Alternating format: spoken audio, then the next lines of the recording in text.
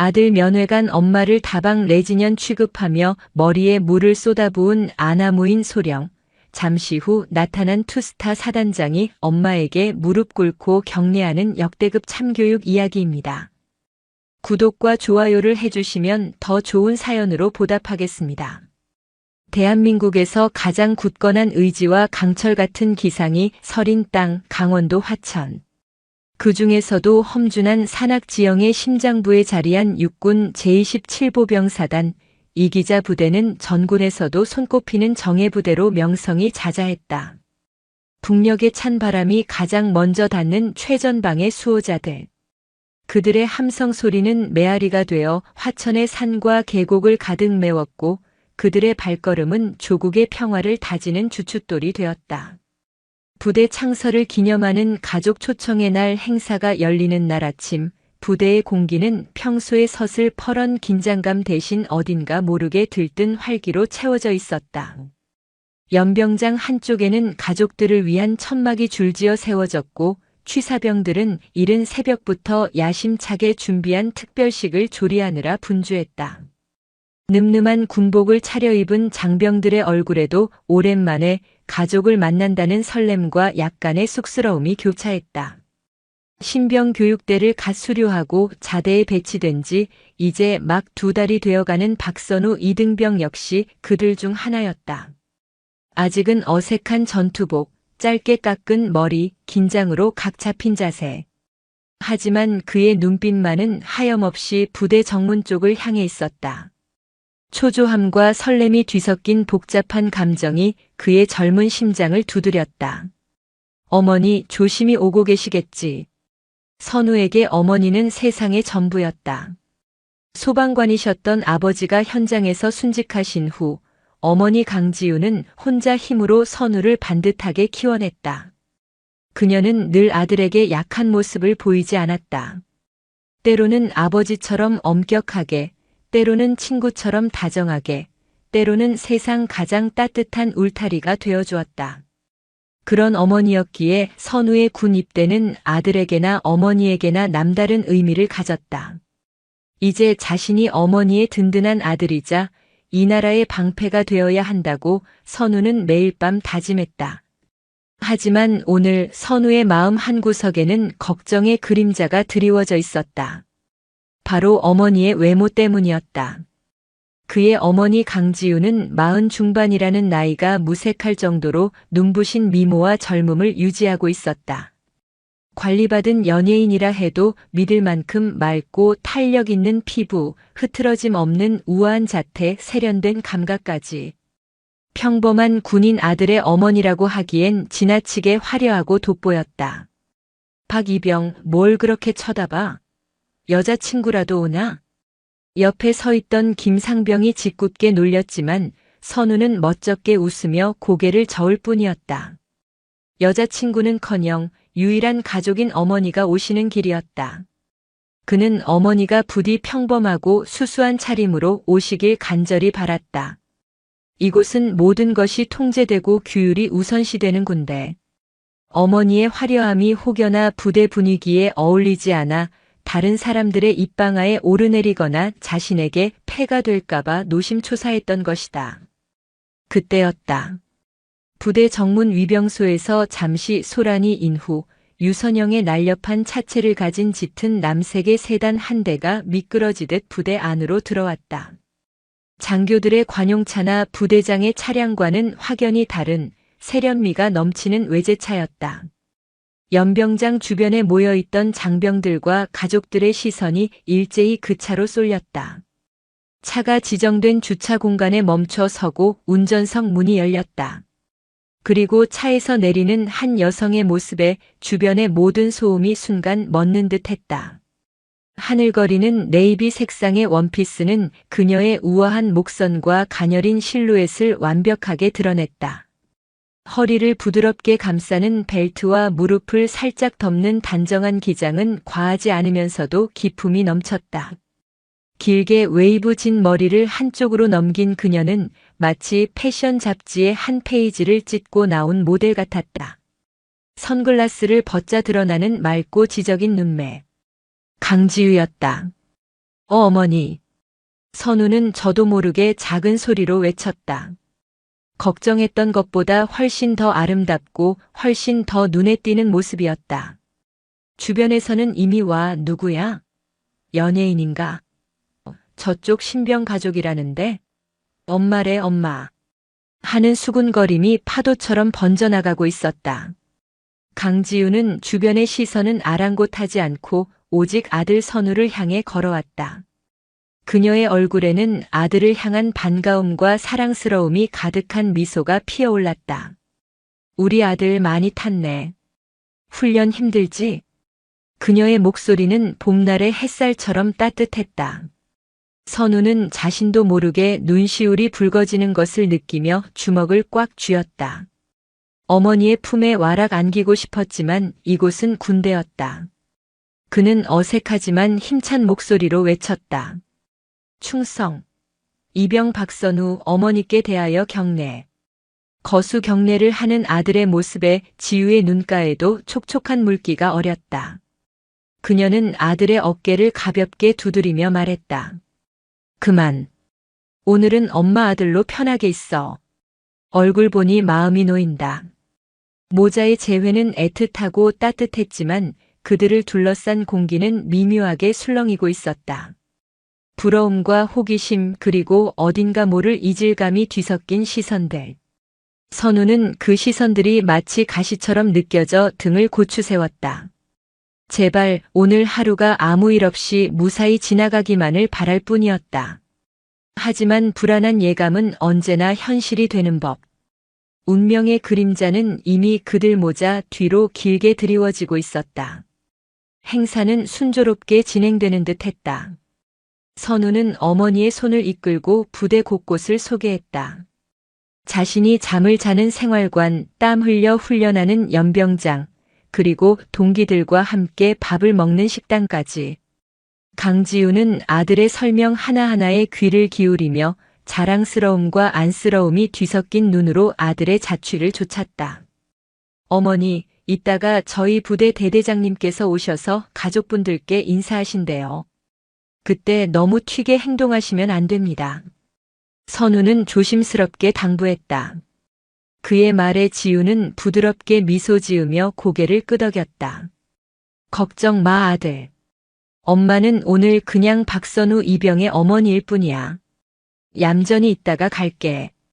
하지만 그녀의 존재감은 얌전히 있는다고 해서 감춰질 수 있는 것이 아니었다. 그녀가 지나가는 곳마다 시선이 따라붙었고 장교들조차 힐끔거리며 그녀가 누구인지 궁금해하는 눈치였다. 그런 분위기 속에서 유독 차갑고 날 선 시선 하나가 지우와 선우에게 와서 박혔다. 시선의 주인은 보병대대 작전과장 황두철 소령이었다. 황 소령은 육사 출신이라는 자부심이 하늘을 찌르는 인물이었다. 그는 군기를 군인의 제일 덕목으로 여겼고 규율과 원칙에서 조금이라도 벗어나는 것을 병적으로 싫어했다. 그의 눈에 군대는 신성한 국방의 성역이었으며 민간인의 자유분방함이나 화려함은 그 신성함을 더럽히는 불순물에 불과했다. 오늘 아침 부대 안으로 들어오는 남색 세단과 그 차에서 내린 강지우의 모습을 본 순간부터 황소령의 심기는 극도로 불편해졌다. 여기가 어디라고 저런 옷차림으로 드나드는가. 그의 미간에는 깊은 골이 패였다. 군인 가족이라면 응당 검소하고 단정한 모습을 보여야 한다는 것이 그의 지론이었다. 저렇게 몸매가 드러나는 옷을 입고 화려하게 꾸민 것은 군의 기강을 흐리고 젊은 장병들의 정신을 해이하게 만드는 행위라고 그는 단정했다. 특히 박선우 이병 옆에 서서 다정하게 웃는 모습을 보니 속에서 천불이 끓었다. 어머니라고 했다. 저 얼굴과 몸매가 어딜 봐서 이등병의 어머니란 말인가. 필시 나이 차이 많이 나는 누나거나 아니면 다른 불순한 관계일 것이라고 그는 속으로 단정했다. 박이병. 마침내 황두철 소령이 작심한 듯 그들에게 다가왔다.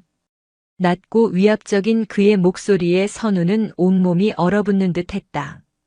그는 반사적으로 차려 자세를 취하며 외쳤다. 이병, 박선우. 옆에 있는 분은 누구지? 황소령은 선우를 본체만체하며 턱짓으로 강지우를 가리켰다. 그의 눈빛에는 노골적인 경멸과 의심이 담겨 있었다. 제 어머니이십니다. 선우는 떨리는 목소리로 답했다. 그 대답에 황소령은 코웃음을 쳤다. 어머니? 박이병은 어머니가 참으로 젊고 아리따우시군. 부대 개방 행사가 아니라 어디 패션쇼라도 온 것 같은 복장인데. 비아냥거림이 가득한 말투였다. 주변의 시선이 더욱 집중되었고 선우의 얼굴은 새하얗게 질렸다. 어머니가 모욕당하고 있다는 생각에 피가 거꾸로 솟았지만 상대는 하늘 같은 소령이었다. 이등병인 그가 할 수 있는 것은 아무것도 없었다. 그때 침묵을 지키던 강지우가 입을 열었다. 그녀의 목소리는 차분했지만 그 안에는 서리 같은 냉정함이 깃들어 있었다. 실례지만 제 옷차림에 어떤 문제가 있는지 여쭤봐도 되겠습니까? 부대 출입 규정에 어긋나는 복장이라면 미처 확인하지 못한 제 불찰이니 사과드리겠습니다. 그녀는 황소령의 계급장을 똑바로 쳐다보며 말했다. 군인도 아닌 민간인, 그것도 한낱 여자가 자신에게 조목조목 따져 묻자 황소령의 얼굴이 불그락푸르락해졌다. 그는 감히 자신에게 대든다고 생각했다. 문제? 여기가 어디라고 생각하는 거요? 신성한 국방의 의무를 수행하는 군부대요. 당신처럼 번쩍거리게 차려입고 남자들 홀리러 오는 곳이 아니란 말이오. 그의 목소리는 점점 더 커졌다. 주변의 가족들과 장병들은 어쩔 줄 몰라 하며 두 사람을 바라볼 뿐이었다. 몇몇 간부들이 다가와 말리려 했지만 황소령의 기세에 눌려 차마 끼어들지 못했다. 제 아들이 목숨 걸고 나라를 지키는 곳이 어떤 곳인지 잘 알고 있습니다. 그렇기에 아들을 격려하고 이 부대에 감사하는 마음으로 예를 갖춰 방문했습니다. 제게 남자들을 홀린다고 말씀하신 것은 대한민국 장교로서 매우 부적절한 언사로 들립니다만 강지우는 한치의 물러섬도 없었다. 그녀의 논리 정연한 반박에 황소령은 이성을 잃고 말았다. 그는 군인으로서의 명예나 지휘관으로서의 품위 따위는 이미 안중에도 없었다. 오직 자신을 무시한 저 건방진 여자를 짓밟아버리고 싶은 생각뿐이었다. 부적절. 너 같은 여자가 군인들의 명예를 입에 담을 자격이나 있어? 어디 촌구석 다방에서 일하다 온 레지년 같은 행색을 하고선.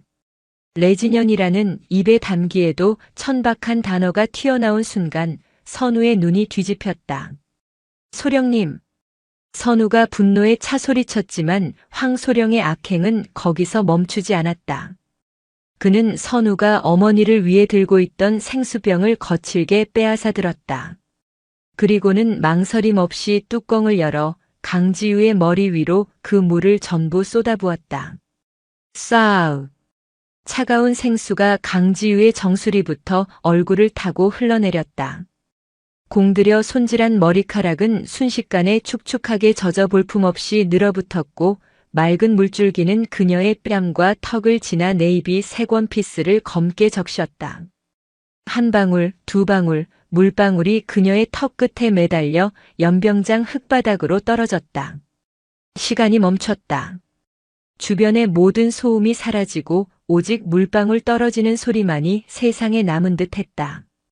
행사를 즐기던 가족들의 웃음소리도 장병들의 씩씩한 발걸음 소리도 바람 소리마저도 숨을 죽였다. 모두가 눈앞에서 벌어진 믿을 수 없는 광경에 얼어붙었다. 대한민국 육군 소령이 아들을 보러 온 어머니의 머리 위에 물을 쏟아부은 것이다. 황두철 소령은 텅 빈 물통을 바닥에 던지며 비릿한 미소를 지었다. 그는 자신이 완벽하게 승리했다고 생각했다. 감히 육군 소령에게 대들던 여자의 콧대를 완전히 꺾어 놓았다고. 꼴 좋군. 이제 좀 정신이 드나? 여기가 내년 같은 것들이 함부로 나댈 곳이 아니라는 걸 이제 알았어. 그의 조롱 섞인 목소리가 정적을 갈랐다. 이 개새끼가. 가장 먼저 정신을 차린 것은 아들 박선우였다. 세상에서 가장 존경하고 사랑하는 어머니가 눈앞에서 끔찍한 모욕과 수모를 당하는 모습을 본 순간 그의 이성의 끈은 끊어졌다. 이등병이라는 신분도 상대가 소령이라는 사실도 모두 잊었다. 그의 눈에는 오직 어머니를 모욕한 저 악마 같은 인간에 대한 살이만이 들끓었다. 선우는 짐승 같은 함성을 지르며 황소령에게 달려들었다. 하지만 그의 주먹이 황소령의 얼굴에 닿기 직전 차갑고도 단단한 손 하나가 그의 팔을 붙잡았다. 선우가 놀라 돌아보자 그곳에는 물에 젖어 엉망이 된 모습의 어머니 강지우가 서 있었다. 멈춰, 박이병. 그녀의 목소리는 물에 젖었음에도 불구하고, 아니, 물에 젖었기 때문에 오히려 얼음처럼 차갑고 날카롭게 울렸다. 그것은 더 이상 어머니의 목소리가 아니었다. 수만의 부하를 호령하는 지휘관의 명령이었다. 선우는 본능적으로 그 명령에 복종하여 움직임을 멈췄다. 그의 온몸은 분노로 부들부들 떨리고 있었다. 강지우는 아들의 팔을 놓아주고 천천히 황소령을 향해 돌아섰다. 그녀는 젖은 머리카락을 손으로 한번 쓸어 넘겼다. 물에 젖어 화장이 일부 지워졌지만 오히려 그녀의 본연의 모습, 날카롭고 서늘한 카리스마가 더욱 선명하게 드러났다. 그녀의 눈은 더 이상 평범한 중년 여성의 눈이 아니었다. 깊이를 알 수 없는 차가운 심연, 그 속에서 이글거리는 푸른 불꽃을 품은 맹장의 눈빛이었다. 황두철 소령. 그녀는 정확하게 그의 이름과 계급을 불렀다. 황소령은 자기도 모르게 움찔했다. 귀관은 방금 민간인에게 폭력을 행사했고 대한민국 군인의 어머니를 모욕했으며 무엇보다 군의 명예를 실추시켰다. 그녀의 말투는 질문이 아닌 판결이었다. 뭐라고? 이 미친년이. 황소령이 당황하여 욕설을 내뱉으려던 순간이었다. 황소령, 지금 뭐 하는 짓이야? 벼락 같은 고함 소리가 연병장을 뒤흔들었다. 목소리가 들려온 쪽으로 모든 사람의 고개가 돌아갔다. 그곳에는 방금 막 지프에서 내린 듯한 별 2개가 번쩍이는 계급장을 단 장군이 서 있었다. 제27보병 사단장 이진성 소장이었다. 그는 믿을 수 없다는 표정으로 현장을 향해 성큼성큼 걸어오고 있었다. 황소령은 사단장의 등장에 얼굴이 하얗게 질렸다. 그는 허둥지둥 이진성 소장에게 달려가 경례를 붙였다. 충성. 소령 황두철 사단장님께. 하지만 이진성 소장은 황소령을 거들떠보지도 않았다. 그의 눈은 오직 한 사람, 물에 젖은 채 서 있는 강지우에게 고정되어 있었다. 사단장의 얼굴은 경악과 당혹감, 그리고 엄청난 존경과 두려움이 뒤섞인 복잡한 표정으로 일그러졌다. 그는 황소령을 밀치듯 지나쳐 강지우의 바로 앞까지 다가왔다. 그리고 다음 순간 27사단 전체를 책임지는 사단장, 하늘 같은 별 2개의 장군이 그 자리에 있던 모든 사람이 자신의 눈을 의심하게 만드는 행동을 했다. 그는 허리를 꼿꼿이 세우고 군인으로서 할 수 있는 가장 완벽하고 절도 있는 거수 경례를 붙였다. 그리고는 온 연병장이 떠나가라 외쳤다. 충성. 제27보병 사단장 소장 이진성. 상급자분께 대한 경례. 정적. 아니, 정적이라는 말로는 표현할 수 없는 거대한 충격이 연병장을 지배했다. 사단장이 민간인 여성에게 경례를? 상급자?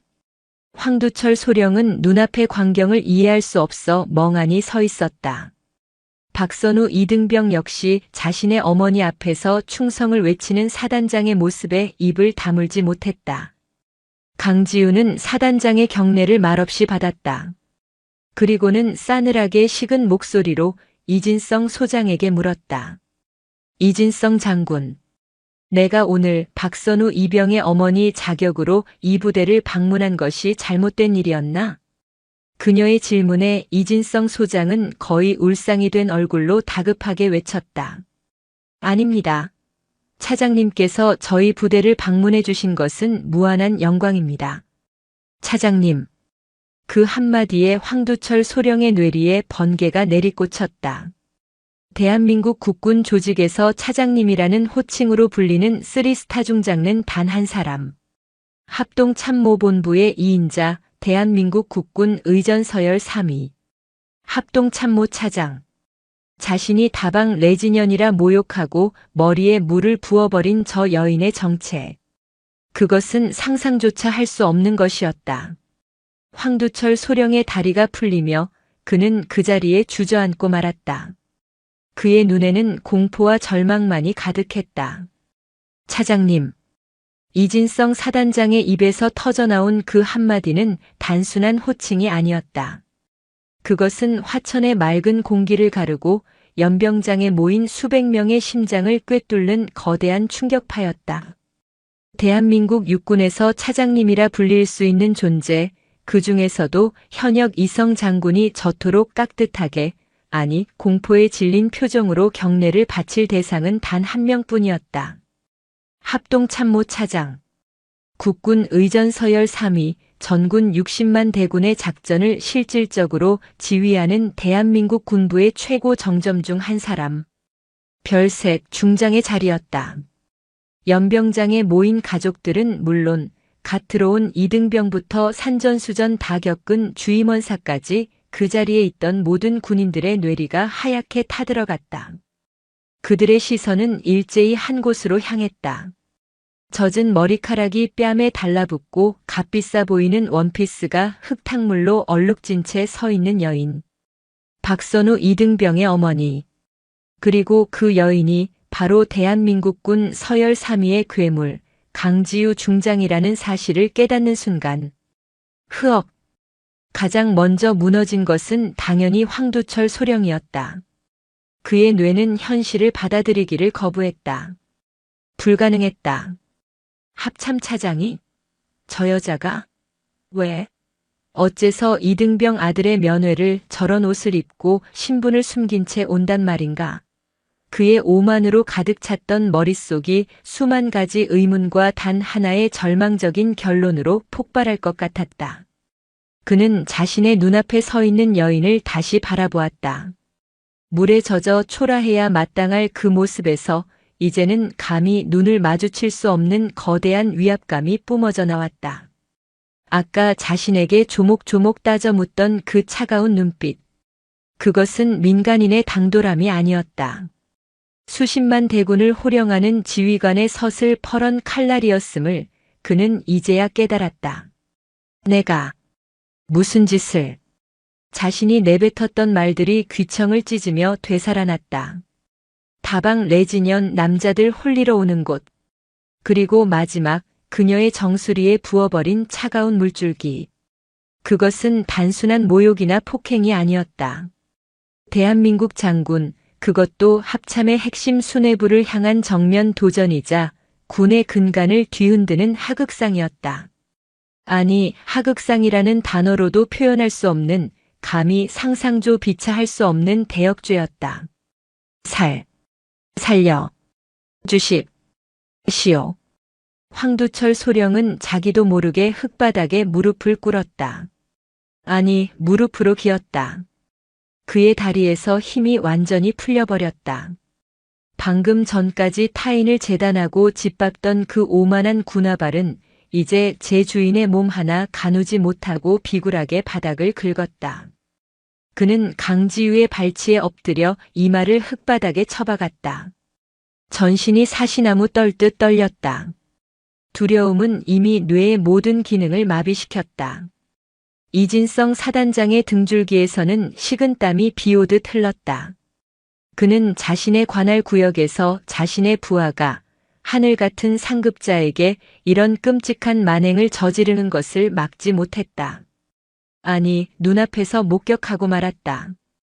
이것은 자신의 지휘 책임 문제로 끝날 일이 아니었다. 27사단 전체, 아니 육군 전체의 명예가 걸린 문제였다. 차장님, 죄송합니다. 제가 지휘 책임을. 이진성 소장이 필사적으로 외치며 수습하려 했지만 강지우는 그에게 눈길조차 주지 않았다. 그녀는 그저 싸늘하게 식은 눈으로 자신의 발치에 엎드려 용서를 비는 황두철 소령을 내려다볼 뿐이었다. 젖은 원피스 자락에서 떨어진 흙탕물이 황소령의 떨고 있는 어깨 위로 뚝뚝 떨어졌다. 연병장을 가득 메웠던 웅성거림은 완벽한 침묵으로 변해 있었다. 그 자리에 있던 모든 가족과 장병들은 숨 쉬는 것조차 잊은 듯 했다. 박선우 이등병은 이 모든 광경을 바로 옆에서 망연자실한 표정으로 지켜보고 있었다.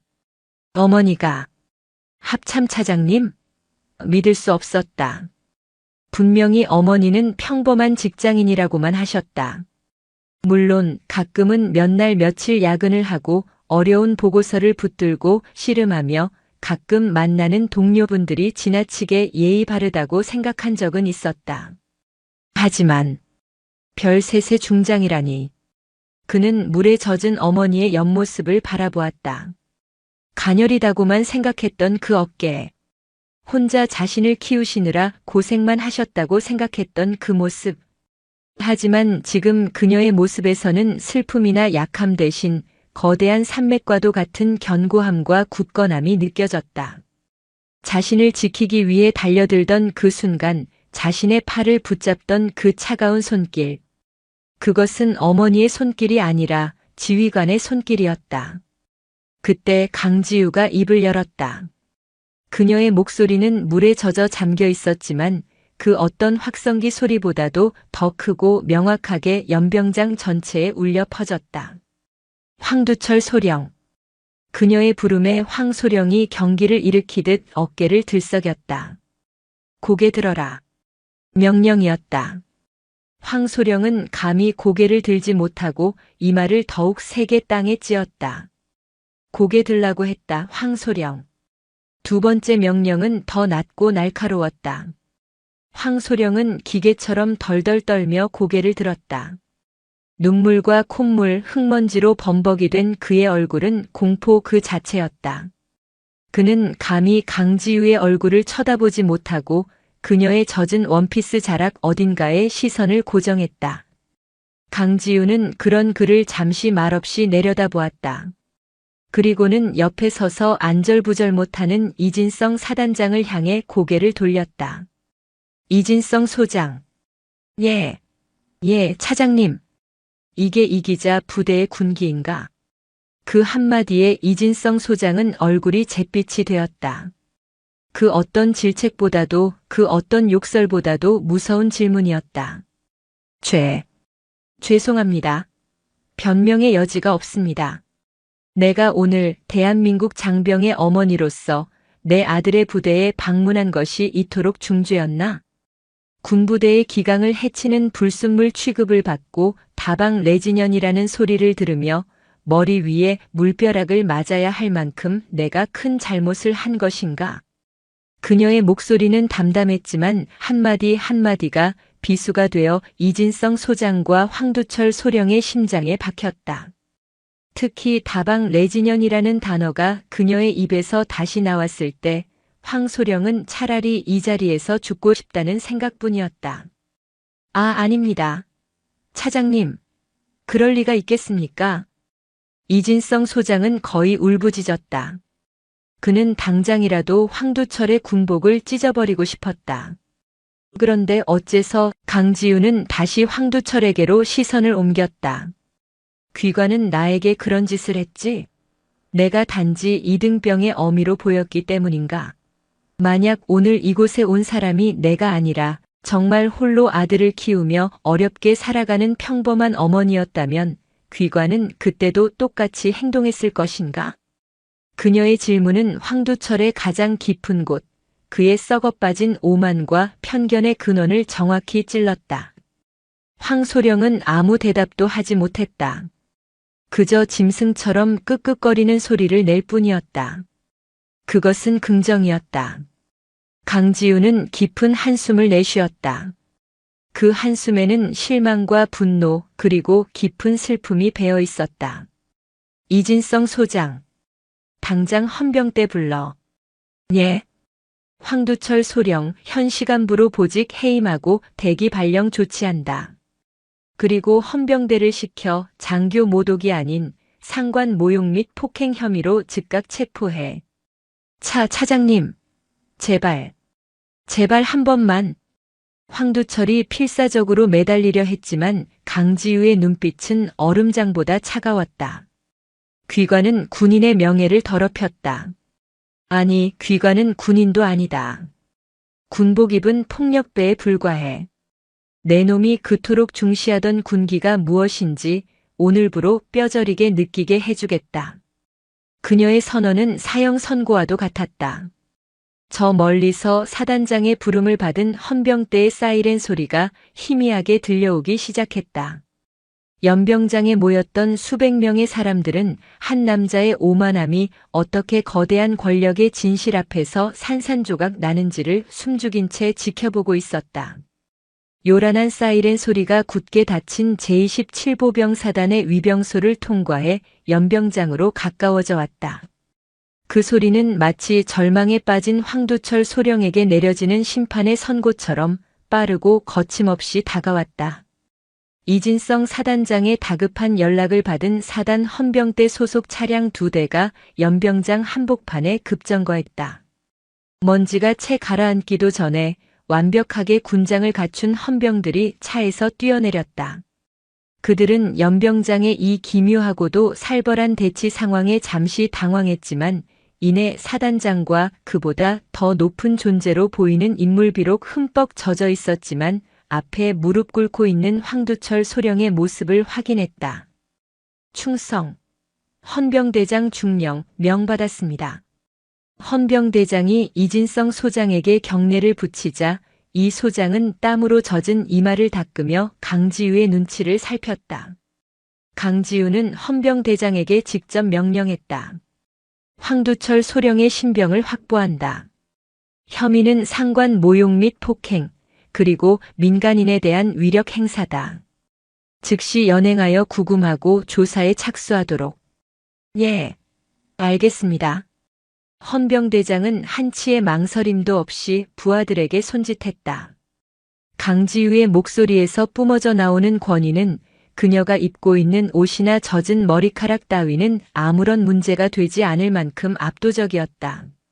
자, 잠깐. 안 돼. 내가 누군지 알아. 나는 육군 소령 황두철이야. 이 손 놓지 못해.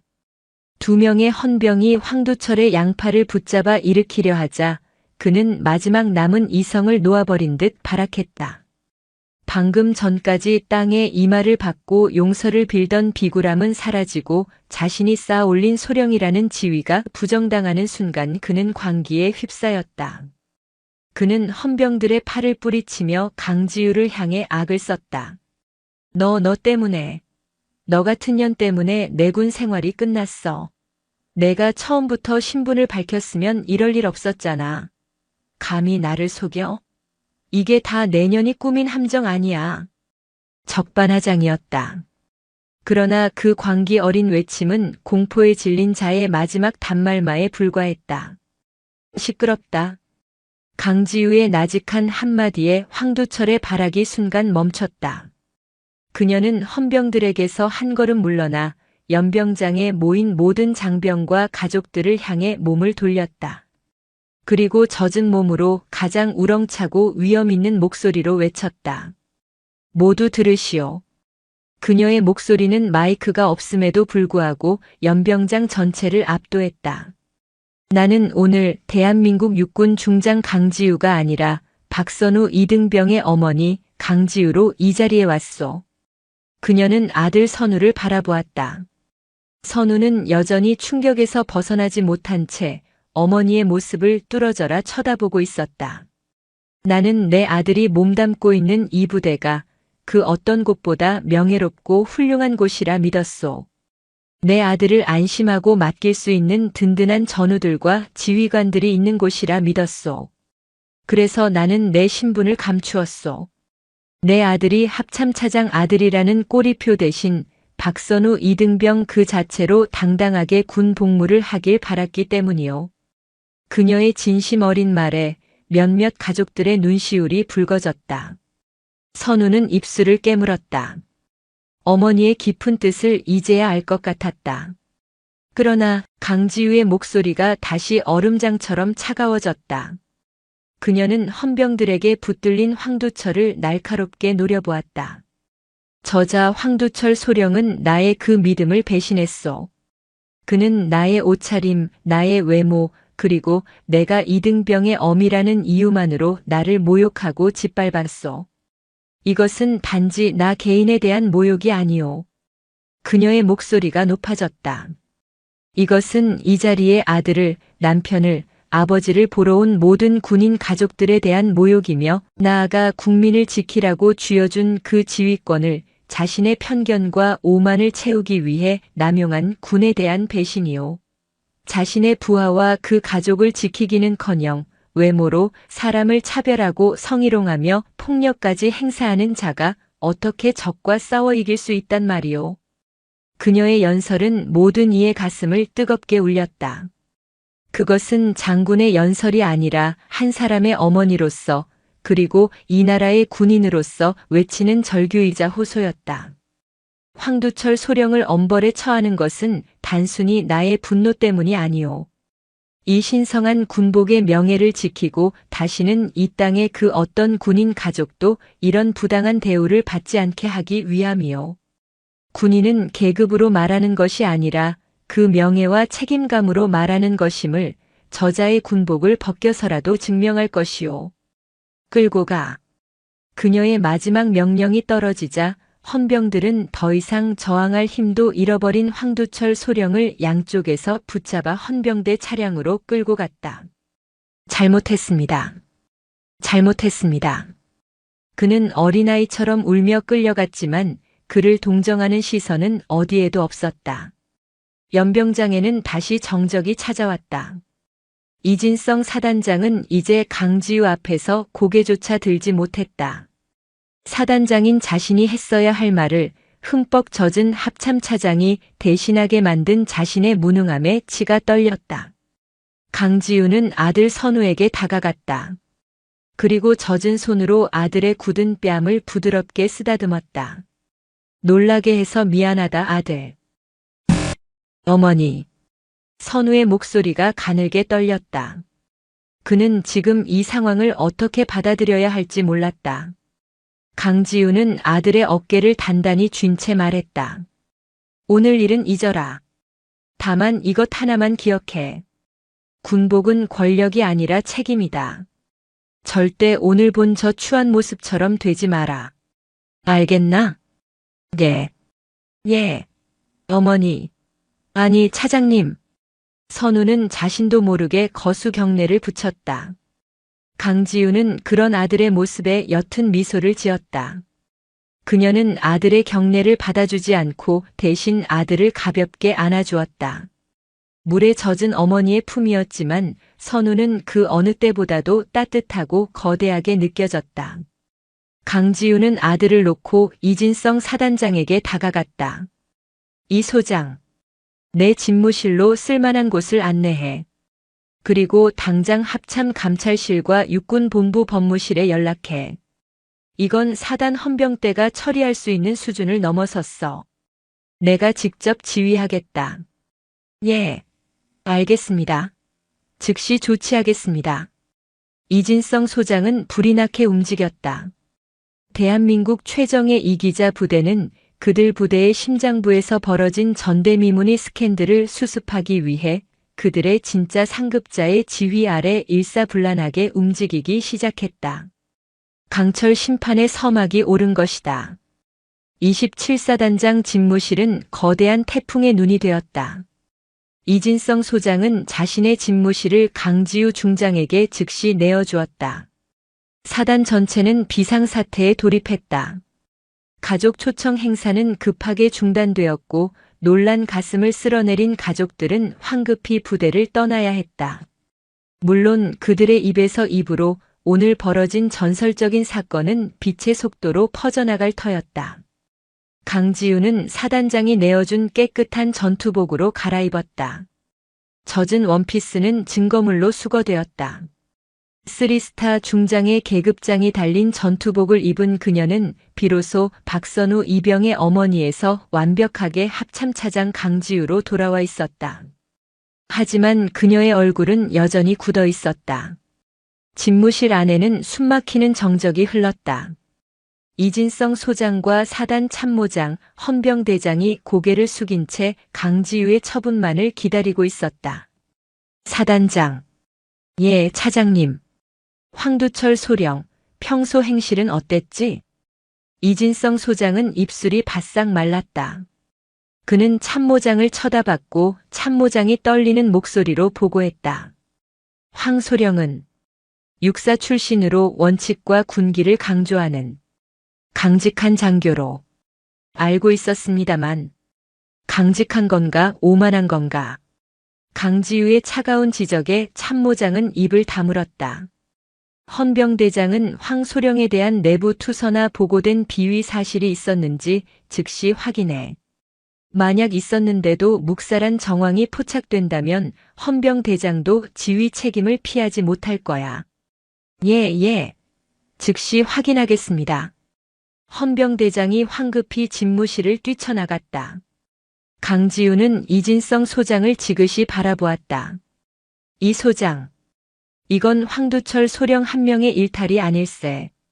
저런 자가 작전과장이라는 핵심 보직을 맡고 수많은 부하 장병과 그 가족들 앞에서 저런 만행을 저지를 수 있었다는 것 자체가 이 부대의 지휘 체계와 내부 문화에 심각한 구멍이 뚫렸다는 증거야. 죄송합니다. 모두 저의 불찰입니다. 불찰이라는 말로 넘어갈 수 없어. 오늘 밤까지 27사단 전 부대 내 부조리 및 하극상, 그리고 간부들의 부적절한 언행에 대한 전수조사를 실시하고 그 결과를 내일 아침 내 책상 위에 올려놓도록. 한치의 거짓이나 축소 보고도 용납하지 않겠네. 알겠습니다. 이진성 소장이 경례를 붙이고 물러나자 거대한 집무실에는 강지우 홀로 남았다. 그녀는 의자에 깊숙이 몸을 묻고 지친 듯 두 눈을 감았다. 화려한 원피스를 입고 아들을 만나러 가던 몇 시간 전의 설렘은 온데간데 없었다. 대신 뼛속까지 스며드는 피로감과 더 깊은 곳에서 차오르는 슬픔이 그녀를 덮쳤다. 그녀가 신분을 숨긴 것은 단순히 아들을 위해서만이 아니었다. 그녀 자신을 위해서이기도 했다. 별 3개의 무게는 너무나도 무거웠다. 사적인 순간에도 그녀는 늘 강지우 중장이어야 했다. 하지만 오늘 단 하루 아들 앞에서는 그저 평범한 엄마이고 싶었다. 아들이 좋아하는 반찬을 싸들고 와서 우리 아들 멋지다고 안아주는 그런 평범한 엄마. 그 작은 소망이 한 오만한 장교의 폭력으로 산산조각 났다. 똑똑. 노크 소리와 함께 박선우 이등병이 집무실 안으로 들어왔다. 그는 잔뜩 긴장한 표정으로 부동자세를 취했다. 충성. 이병 박선우 차장님 호출. 받고 왔습니다. 아들의 입에서 차장님이라는 단어가 나오는 순간 강지우의 가슴이 철렁 내려앉았다. 그녀는 손을 저어 아들을 가까이 오게 했다. 앉아라 선우야. 아닙니다. 서 있겠습니다. 앉으라고 했다. 이건 명령이야. 강지우가 단호하게 말하자 선우는 마지못해 맞은편 의자 끝에 엉덩이를 걸쳤다. 강지우는 책상 위를 정리하던 서류를 치우고 아들을 가만히 바라보았다. 많이 놀랐지? 예, 그렇습니다. 어머니가 그렇게 높으신 분인 줄은 꿈에도 몰랐습니다. 미안하다. 처음부터 말했어야 했는데 내 아버지와 약속했거든. 내가 스스로의 길을 찾을 때까지 내 배경이 내게 그늘이 되지 않게 하겠다고.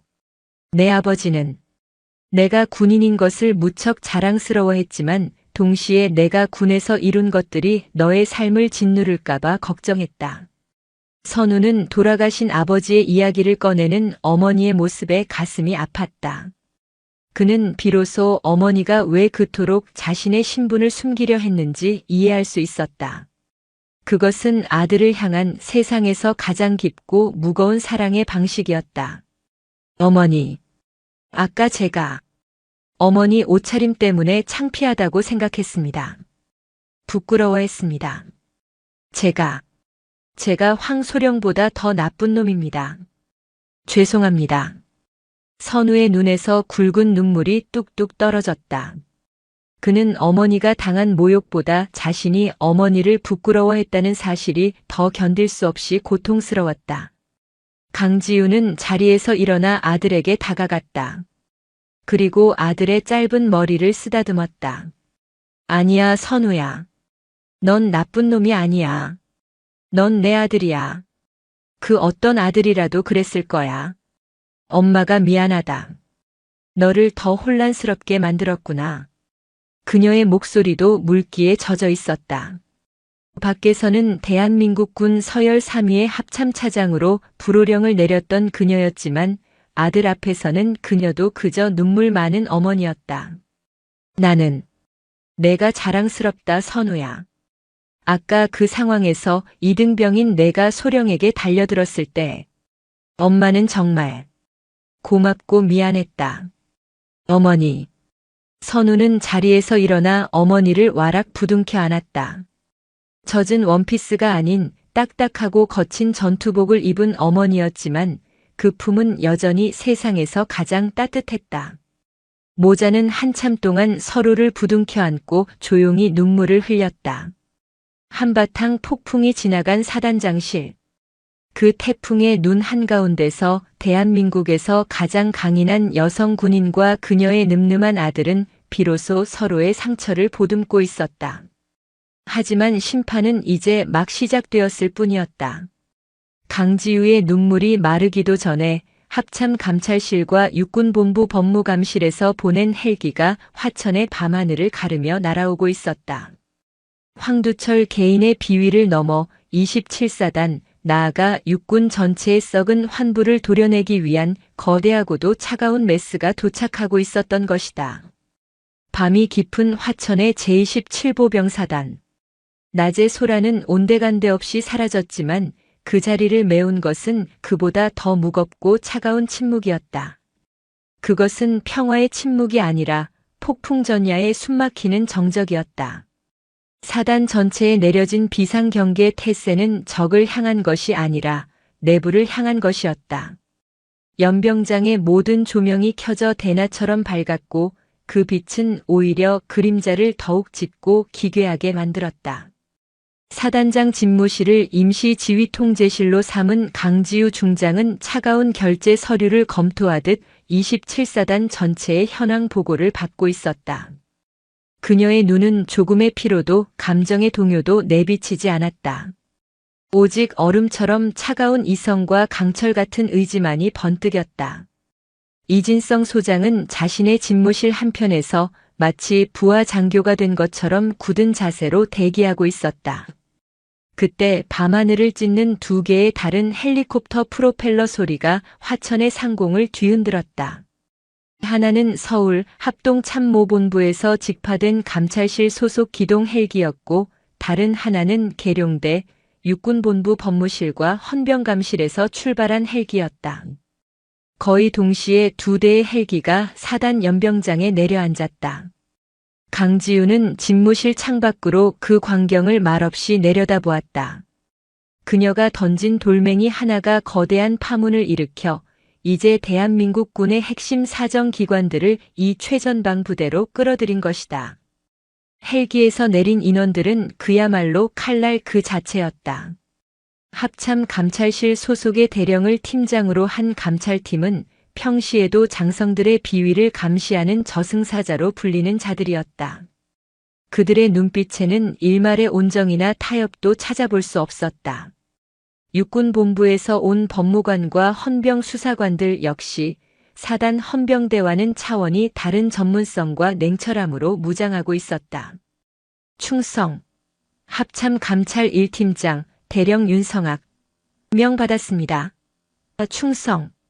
육군본부 중앙수사단장 대령 최정훈. 현 시간부로 27사단 내 비위 사건 수사를 개시하겠습니다. 두 명의 대령이 사단장 집무실로 들어서자마자 강지유에게 일사불란하게 보고했다. 그들은 이진성 소장에게는 가벼운 목례만 할 뿐이었다.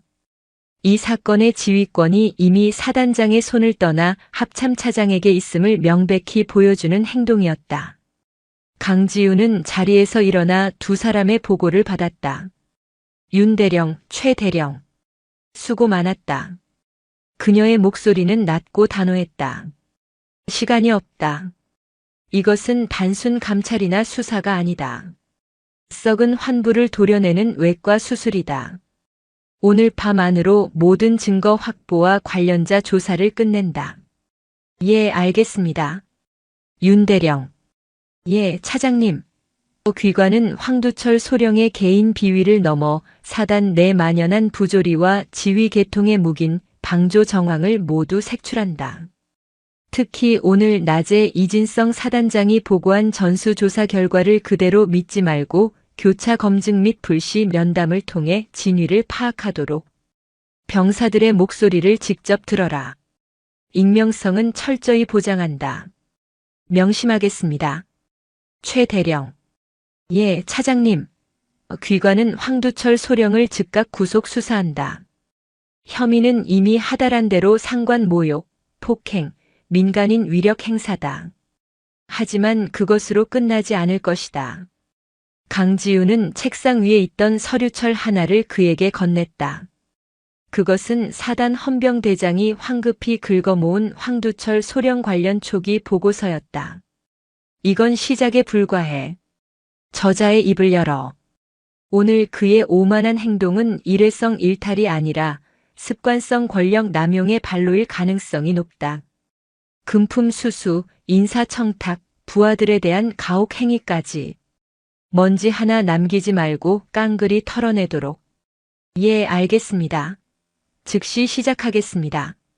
두 명의 대령이 서슬퍼런 기세로 집무실을 나가자 방 안에는 다시 강지우와 이진성 소장 단둘만 남았다. 이진성 소장은 자신의 부대가 자신의 부하들이 외부에서 온 칼날에 의해 해부되는 상황에 참담함을 금치 못했지만 감히 어떤 의견도 내지 못했다. 한편 사단 헌병대 영창 내 특별조사실. 황두철 소령은 초라한 수의로 갈아입은 채 차가운 쇠 의자에 앉아 있었다. 방금 전까지 그를 소령님이라 부르며 쩔쩔매던 사단 헌병대 수사관은 온데간데 없었다. 그의 앞에는 육군본부 중앙수사단의 베테랑 수사관 한철규 준이가 앉아 있었다. 한준이는 수십 년간 군 비리를 파헤쳐온 독사로 불리는 인물이었다. 황두철 소령. 상황 파악은 되나? 한준이의 목소리는 낮고 무미건조했다. 내가 실수한 건 인정한다. 하지만 그 여자가 아니 차장님이 신분을 속인 게 먼저 아닌가. 이건 명백한 함정 수사다. 나는 억울하다. 황두철은 마지막 남은 자존심으로 발악했다. 그는 아직도 자신이 저지른 일의 본질을 깨닫지 못하고 있었다. 한철규 준이는 코웃음을 쳤다. 함정? 소령. 당신은 지금 중대한 착각을 하고 있어. 당신이 오늘 저지른 상관 모욕죄는 이제 당신이 저지른 수많은 범죄 중 가장 가벼운 축에 속하게 될 거야. 무슨 소리야? 오늘 낮 차장님께서 당신이 쏟아부은 물에 젖으셨지. 그 덕분에 당신의 사무실 컴퓨터와 관사에 대한 압수수색 영장이 아주 신속하게 발부되었어. 차장님에 대한 직접적인 위협 행위는 그 어떤 영장보다도 강력한 수사 개시의 명분이 되거든. 황두철의 눈이 공포로 흔들렸다. 압수수색? 내 컴퓨터와 관사를? 그리고 말이야 한준이는 서류철에서 사진 몇 장을 꺼내 책상 위에 던졌다. 당신 관사 책상 서랍 깊숙한 곳에서 아주 재미있는 게 나왔더군. 사진 속에는 현금 다발과 함께 몇몇 부사관 및 장교들의 이름이 적힌 인사청탁 리스트, 그리고 특정 군납 업체와 주고받은 것으로 보이는 수상한 장부가 찍혀 있었다. 이게 왜? 황두철의 얼굴이 백지장처럼 하얘졌다. 그것은 그가 수년간 은밀하게 쌓아온 자신만의 성이었다.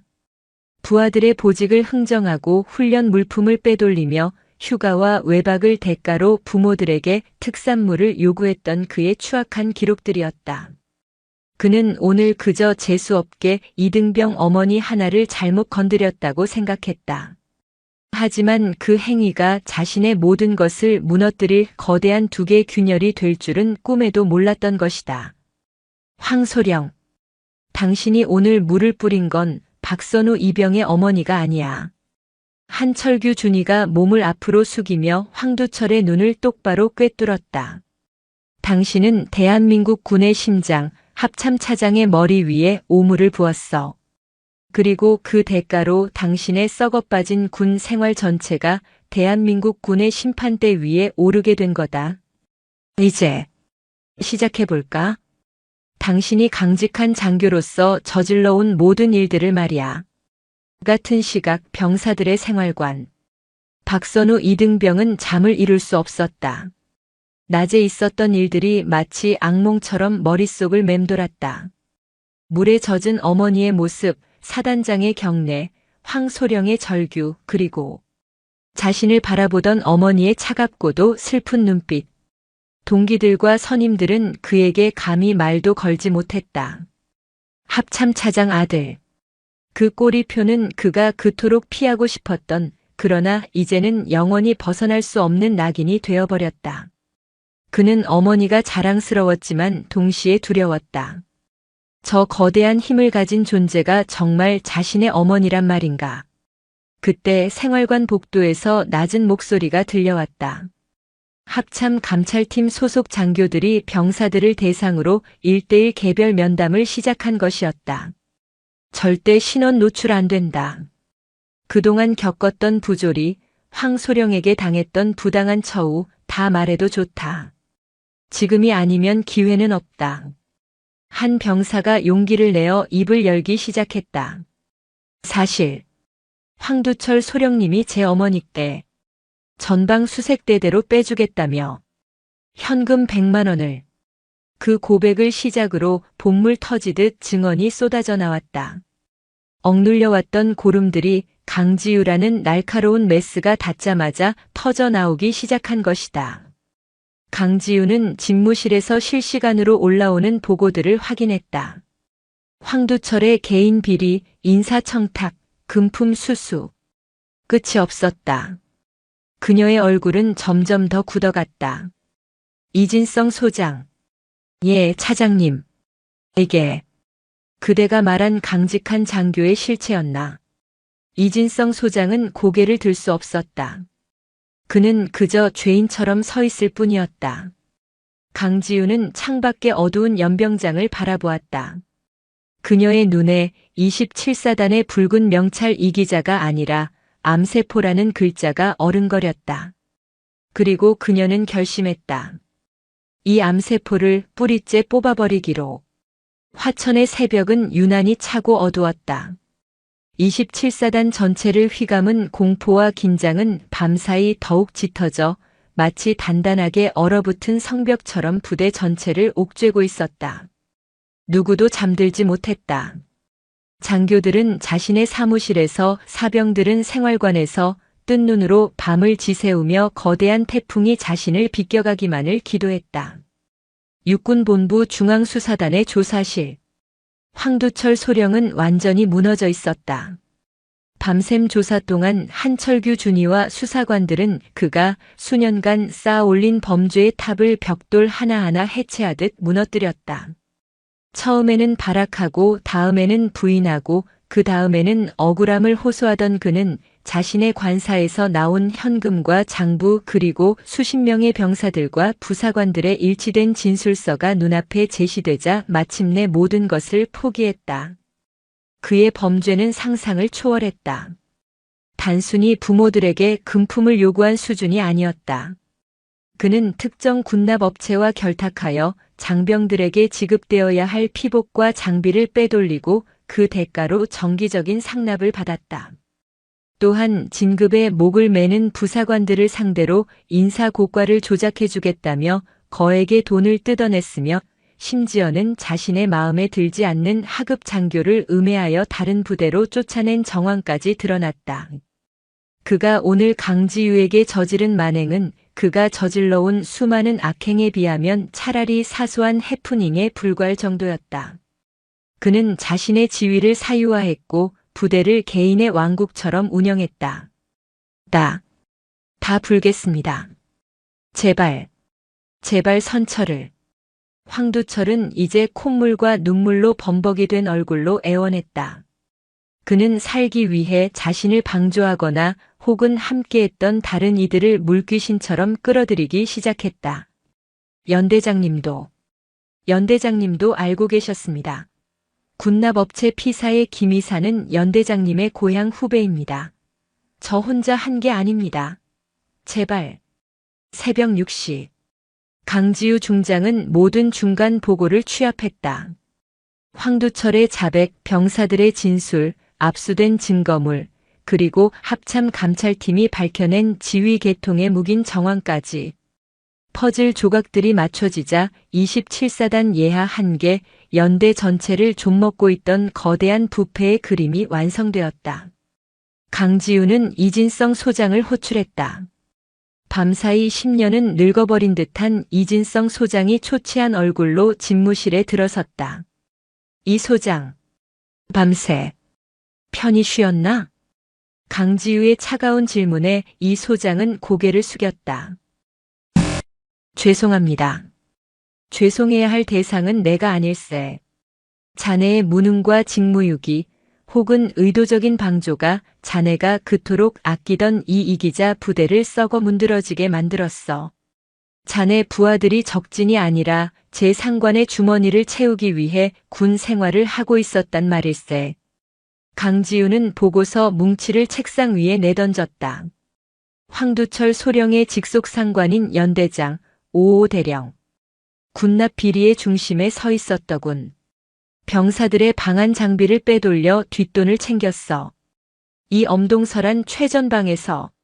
그게 사람인가? 군인인가? 자네는 그 사실을 정말 몰랐나?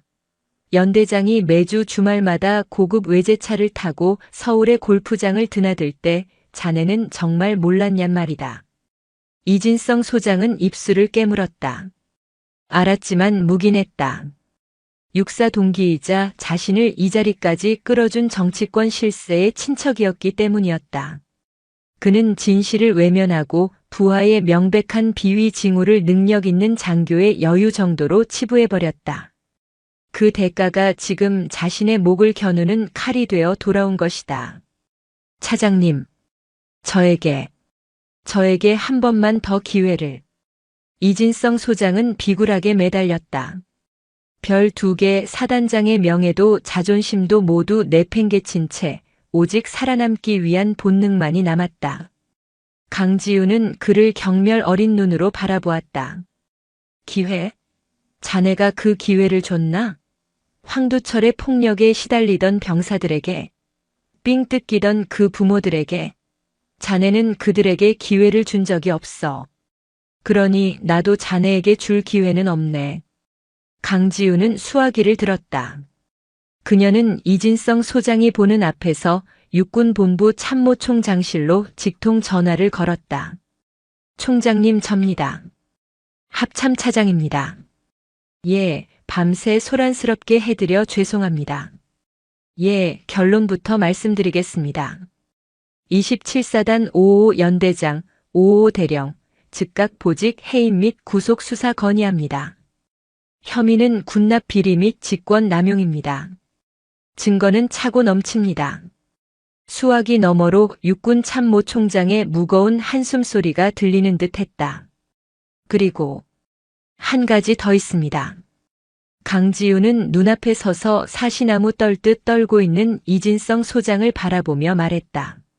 제27보병 사단장 이진성 소장.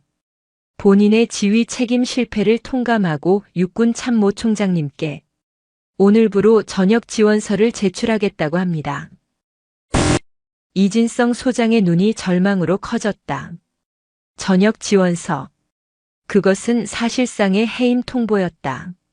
강지우가 직접 그의 군복을 벗겨버린 것이다. 총장님, 제가 현장에서 확인한 바 이진성 소장은 더 이상 27사단을 지휘할 능력과 명예를 상실했습니다. 총장님의 현명한 판단을 기다리겠습니다. 강지우는 전화를 끊었다. 집무실에는 다시 정적이 흘렀다.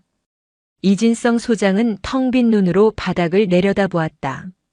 수십 년간 쌓아올린 그의 모든 것이 단 하루 만에 물거품처럼 사라졌다.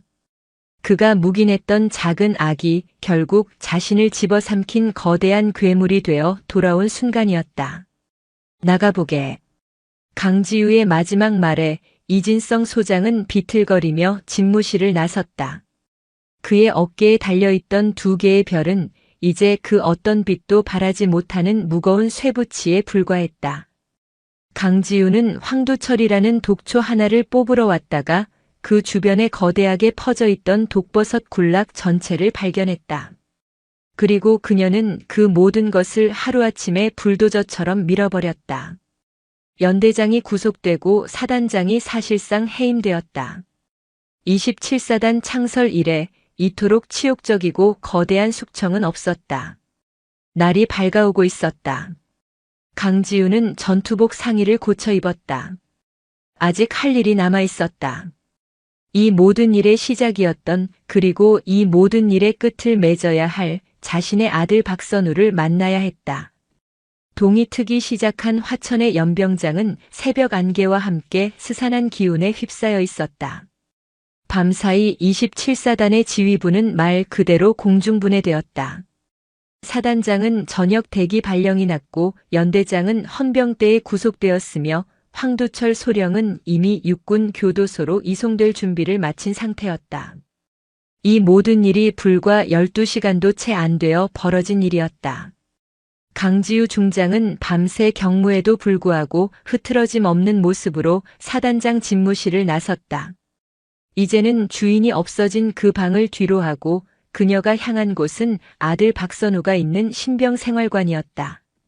그녀가 생활관 복도에 들어서자 막 점호를 준비하던 병사들과 당직 간부들은 숨이 멎을 듯한 충격에 휩싸였다.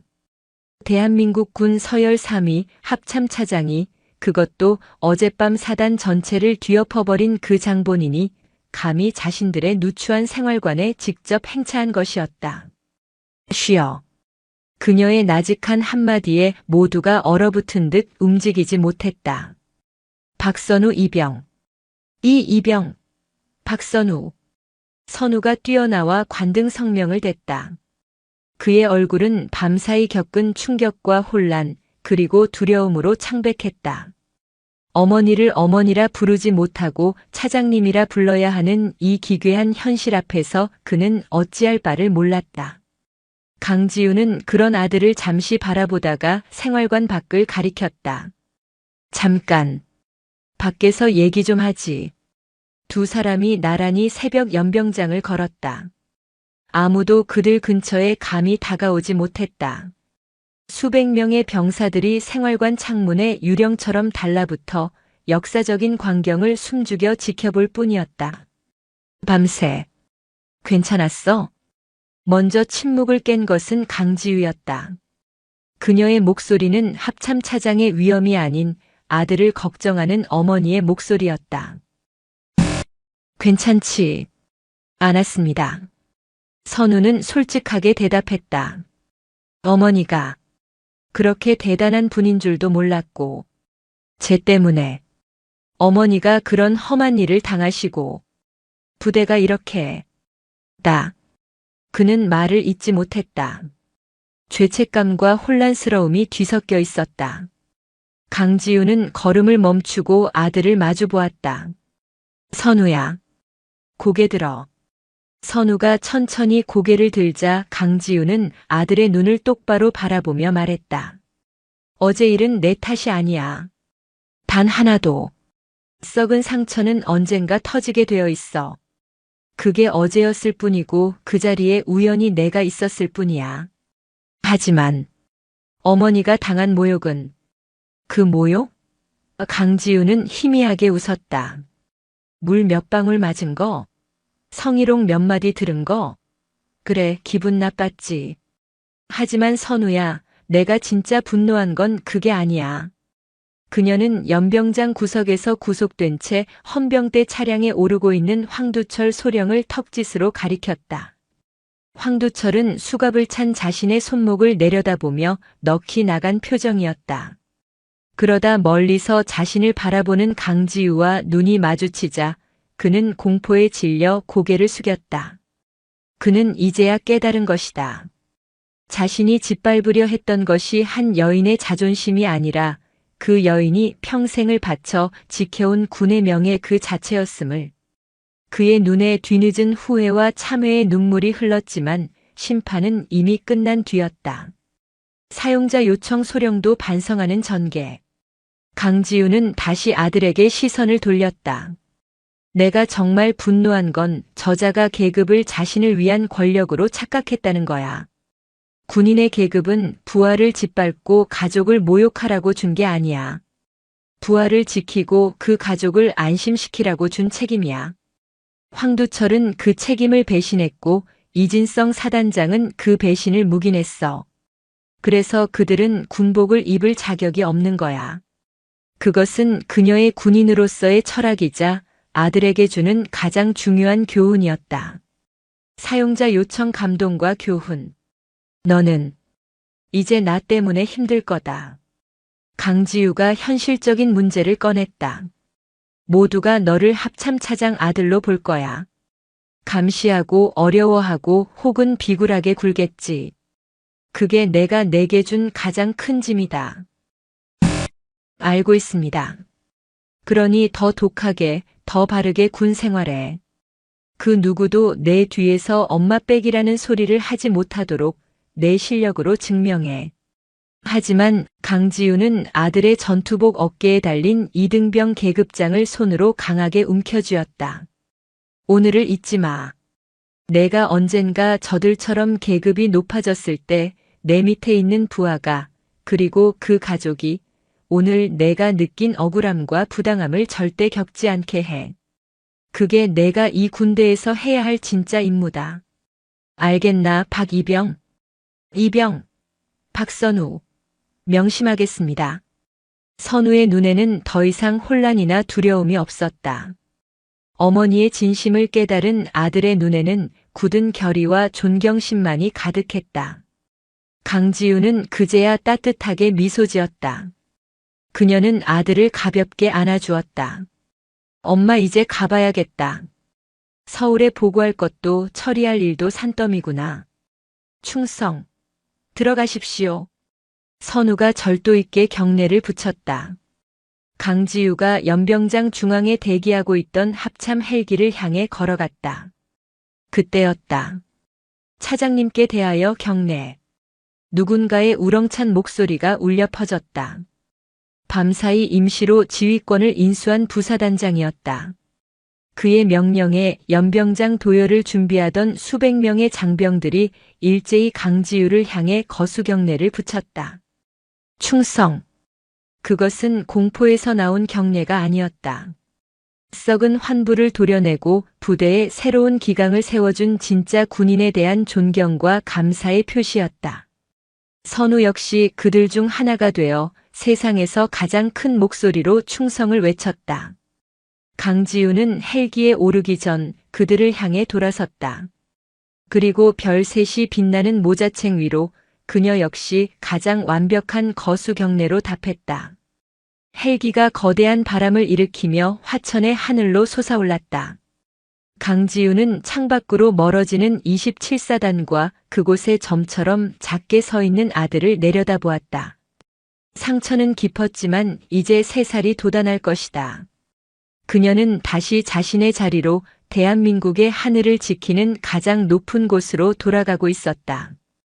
그날 대한민국 육군 제27보병사단을 송두리째 뒤흔들었던 강철의 태풍이 지나가고 꼬박 1년의 세월이 흘렀다. 화천의 산과 계곡은 변함없이 사계절을 맞이하고 보냈지만 이기자 부대의 풍경은 근본부터 달라져 있었다. 강지우 중장 사건. 이제 그 일은 부대 내에서 전설처럼 회자되었다. 신병이 들어올 때마다 선임들은 그날의 광경을 무용담처럼 들려주었다. 하늘 갔던 사단장이 이등병의 어머니 앞에서 무너지고 연대장이 쇠고랑을 차고 아나무인이던 소령이 흙바닥에 이마를 박고 절규하던 그날의 충격적인 광경. 그 이야기는 단순한 흥밋거리를 넘어 이 부대의 모든 장병과 간부들의 뼛속에 깊이 새겨진 교훈이 되었다. 군복의 무게란 무엇이며 계급이 부여하는 책임이란 무엇인지에 대한 살아있는 교과서였다. 부대는 새로운 지휘관을 맞이했다. 전임 사단장 이진성 소령이 불명예 전역한 후 후임으로 부임한 윤기정 소장은 용장이기보다는 덕장에 가까운 인물이었다. 그는 부임 첫날 연병장의 전 장병을 모아놓고 이렇게 말했다. 나는 여러분을 이기자 부대의 용사로 만들기 이전에 존중받는 시민으로 대우할 것이다. 군인은 국민을 지키기 위해 존재하며 그 국민 속에는 여러분의 가족과 바로 여러분 자신이 포함된다. 이 부대에서는 그 어떤 계급도 그 어떤 지위도 인간의 존엄성 위에 군림할 수 없다. 그의 선언 이후 부대의 풍경은 놀랍게 변했다.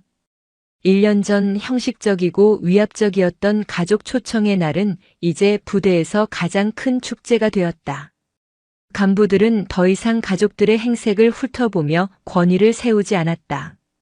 대신 아들을 보러 온 부모님들을 자신의 부모님처럼 깍듯하게 모셨다. 그리고 그 변화의 중심에 1년 전 태풍의 눈이었던 박선우가 있었다. 그는 더 이상 어리바리한 이등병이 아니었다. 박선우 하사. 그는 그날의 충격 이후 어머니의 길을 따르기로 결심했다.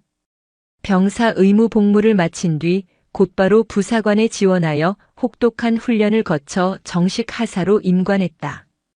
그리고 기적처럼 혹은 운명처럼 그가 다시 배치된 곳은 바로 27사단, 자신이 이등병 생활을 시작했던 바로 그 중대였다. 물론 그에게는 합참차장 아들이라는 꼬리표가 그림자처럼 따라다녔다. 누군가는 그를 어려워했고 누군가는 그에게 잘 보이려 애썼다.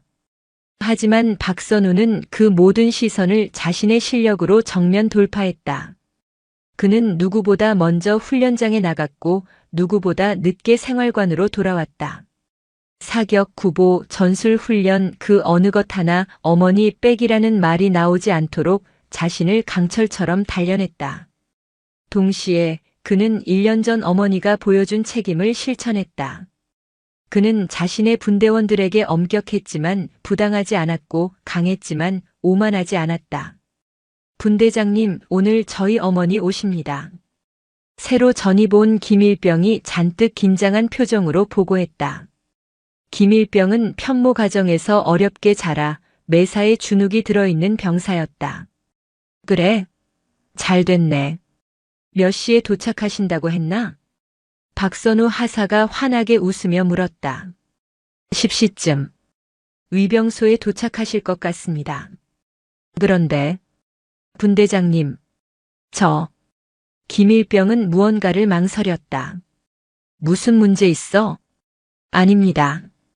그게 저희 어머니께서 행색이 좀 초라하실 수 있습니다. 다른 어머님들처럼 좋은 차나 좋은 옷을 못 챙겨 입고 오실 것 같아서 혹시 부대에 폐가 될까봐. 김일병의 목소리가 기어들어갔다. 그 말에 박선우 하사의 표정이 순간 굳어졌다. 그는 1년 전 자신이 했던 똑같은 걱정, 그 부끄러운 기억을 떠올렸다. 그는 어머니의 화려한 원피스가 부끄러웠고 이 병사는 어머니의 초라한 행색이 부끄럽다고 했다. 본질은 같았다. 박선우는 아무 말 없이 김일병의 어깨를 두드렸다. 그리고 십시 정각 그는 직접 위병소로 나갔다. 멀리서 버스에서 내린 한 중년 여성이 두리번거리고 있었다. 잔뜩 세월의 흔적이 묻은 낡은 외투, 손에는 아들을 위해 싸온 음식이 담긴 낡은 보따리가 들려 있었다. 김일병의 어머니가 아들을 찾기도 전에 박선우 하사가 먼저 그녀에게 다가갔다. 그는 그 어떤 장군을 대할 때보다도 더 굳건하고 절도 있는 자세로 완벽한 거수 경례를 붙였다. 충성. 김지훈 일병의 분대장 박선우 하사입니다. 어머님, 먼 길 오시느라 정말 고생 많으셨습니다. 우렁차고 깍듯한 그의 경례에 김일병의 어머니는 물론 위병소 근무를 서던 병사들까지 모두 놀라 그를 쳐다보았다. 아이고, 고맙습니다. 우리 지훈이 상관이신가 봐요. 어머니는 어쩔 줄 몰라 하며 고개를 숙였다. 상관이 아니라 아드님과 함께 복무하는 전우입니다. 이쪽으로 오십시오. 박선우는 망설임 없이 어머니의 낡은 보따리를 넘겨받아 들었다.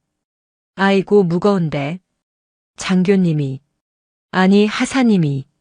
괜찮습니다. 어머님, 이것보다 훨씬 무거운 군장도 매일 메고 다닙니다. 그는 환하게 웃으며 어머니를 부축해 면회실로 안내했다. 그리고는 미리 준비해둔 따뜻한 차를 대접했다. 지훈이 군 생활 정말 잘하고 있습니다. 체력도 좋고 동기들과도 잘 지냅니다. 이렇게 훌륭한 아드님을 키워서 부대에 보내주셔서 저희가 오히려 감사합니다. 든든하시겠습니다, 어머님. 자신의 아들이 칭찬받는다는 것, 그리고 아들의 상관이 자신을 이토록 극진히 대우해준다는 것에 김일병의 어머니는 끝내 눈시울을 붉혔다. 그녀는 연신 고맙다고 고개를 숙였다. 그 모습을 뒤에서 지켜보던 김일병의 눈에도 존경과 감동의 빛이 어렸다. 그는 오늘 자신의 분대장에게서 진정한 군인의 모습을 보았다. 박선우는 그 모습을 바라보며 1년 전 어머니의 목소리를 떠올렸다. 군복은 권력이 아니라 책임이다. 그는 이제 그 책임의 무게를 자신만의 방식으로 실천하고 있었다. 한편 화천에서 멀리 떨어진 강원도 인제의 어느 산골. 대한민국에서 가장 외진 곳 중 하나로 꼽히는 제12보급대대 예하의 작은 유류 저장소. 그곳은 장교들의 무덤이라 불리는 대표적인 한직이었다. 그곳의 관리 장교실에서 한 남자가 창밖에 텅 빈 유류 드럼통들을 멍하니 바라보고 있었다. 그의 어깨에는 소령이 아닌 대위 계급장이 위태롭게 붙어 있었다. 황두철이었다. 그는 그날 이후 군사재판에 회부되었다. 그가 저지른 상관 모욕 및 폭행 혐의는 물론 그동안 쌓아 올렸던 모든 부패의 탑이 한꺼번에 무너져 내렸다. 군납 비리, 금품 수수, 직권 남용, 가혹행위. 드러난 혐의만으로도 군복을 벗는 것은 물론 수십 년의 징역을 살아도 이상하지 않았다. 하지만 그는 살기 위해 모든 것을 자백했다. 자신을 방패막이 삼았던 연대장과 자신에게 뇌물을 건넸던 군납업자들, 그리고 자신이 아는 모든 부조리의 연결고리를 토해냈다. 그 대가로 그는 정상 참작을 받아 몇 년의 실형을 선고받았다. 그리고 10개월간의 군 교도소 복역 후 그는 출소했다. 물론 그의 군 생활은 끝이었다. 그러나 군은 그를 불명예 전역시키는 대신 대위로 강등시킨 후 아무도 오지 않는 이 산골짜기 유류고의 관리 장교로 발령 내버렸다. 그것은 죽음보다 더한 치욕이자 살아있는 형벌이었다. 그가 그토록 자부심을 가졌던 육사 출신 엘리트의 삶은 그렇게 끝났다. 그는 이제 아무런 의욕도 분노도 없는 텅 빈 껍데기처럼 살아갔다.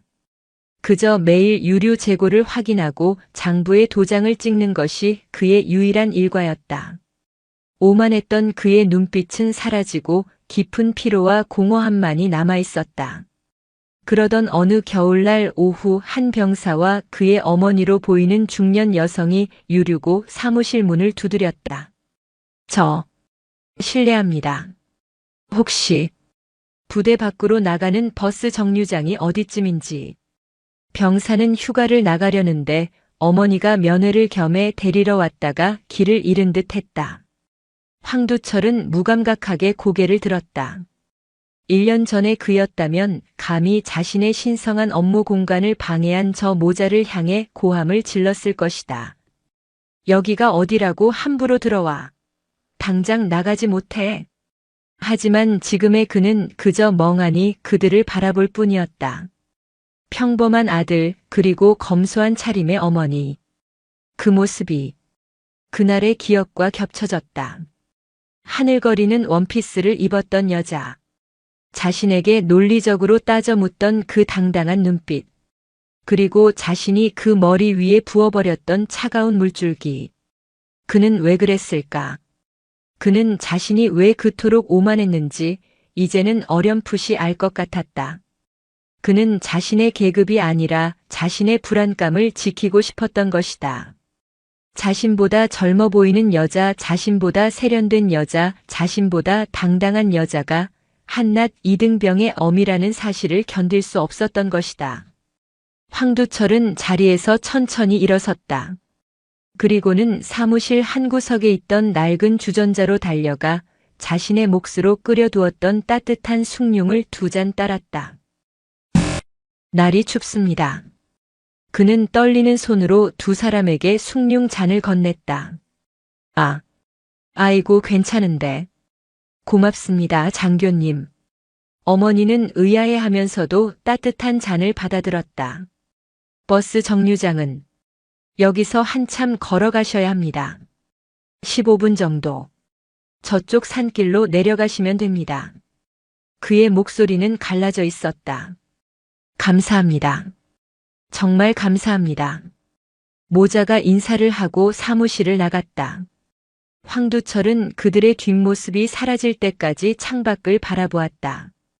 그는 자신의 어깨에 달린 대위 계급장을 만지작거렸다. 그는 1년 전 강지우가 했던 말을 떠올렸다. 군인의 계급은 책임이다. 그는 비로소 그 말의 의미를 모든 것을 잃고 나서야 깨달았다.